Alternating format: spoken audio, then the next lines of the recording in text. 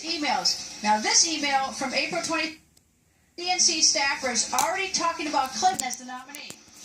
Hey there, it was basically just a general check-in meeting where she thanked us for being flexible as we wait for a nominee and said that she and Kaplan are in the process of figuring out what our collaboration with Hillary's people will look like once she gets it.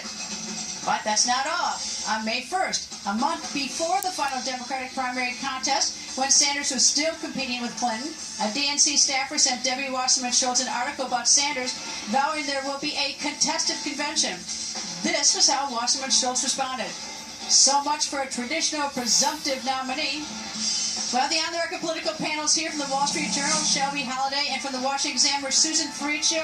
And Susan, first to you as we listen to the music, they're preparing for tomorrow, so we have the loud music in our background, which is quite nice for the show. But tell me, Representative Dennis Kucinich says this is serious. Joe Trippi says that I'm overstating it.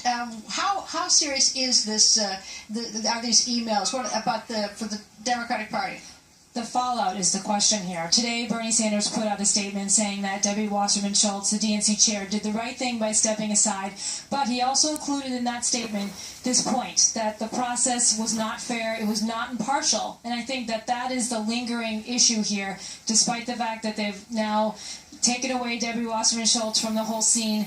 There's not completely. Right, she wants to gavel in. I don't know if that's going to happen, if she's really going to do that, but the issue really is the process was not impartial, and I think that that is the sentiment amongst Bernie Sanders supporters. So they're all going to kind of come here and potentially demonstrate, and we're going to see how big of a fuss are they going to put on here at the convention, or are they willing to say, now that the DNC chairman has stepped aside, that's enough for them? Shelby, there is no indication that, as I said, Secretary Clinton had anything to do with it. This is totally at the DNC level. I would be furious, even though I'd be glad to have sort of the help all along, I'd be furious if I were Secretary Clinton. But you know what? Secretary Clinton just named Debbie Wasserman Schultz an honorary chair of her campaign. So now Clinton... Since the revelation, or... Yes. Oh, well, that's bad. If it's since the revelation about the emails, well, that's not good. That's not good. And, you know, you bring up a great point about the fallout, but the fallout is so tone-deaf that it's not going to satisfy Bernie Sanders supporters. Debbie Wasserman Schultz was just at the GOP convention mocking the Republican Party for their divisions. Now how the tables have turned, we're here. 19,000 emails released suggesting she was favoring Clinton throughout this whole campaign. And she's not going to step down until the end of the week, but she also didn't release an apology. She didn't take responsibility. And that email about using Senator Sanders' religious beliefs against him, it's terrible. It's absolutely terrible. And no one else is stepping down either. And no one's saying anything. They're rather mute on the topic. Right, and that person who sent that email was the financial officer for the DNC. No, that was not an intern or a new employee. This was the CFO, right? Still working here for the DNC. So what's the thing we need to really watch out for this week is Bernie Sanders' speech this week. How robust an endorsement is he going to give Hillary Clinton? No, he's going to endorse her. He said so. But how robust will it be?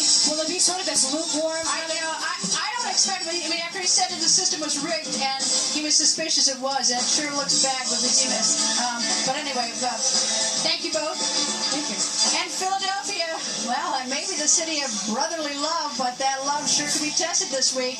Senator Sanders, as Susan noted, recently endorsed Secretary Clinton, but that was before he saw the emails. We're back live in Philly in moments. And go check out my Facebook page. I'm posting all kinds of videos and photos behind the scenes. You have to see it. And make sure you like my Facebook page and share it with your friends.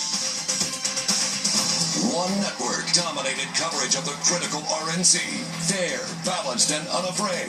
That's why millions of Americans turn to Fox News Channel, beating the cable competition, beating the broadcast networks. America made Fox News Channel #1 on television.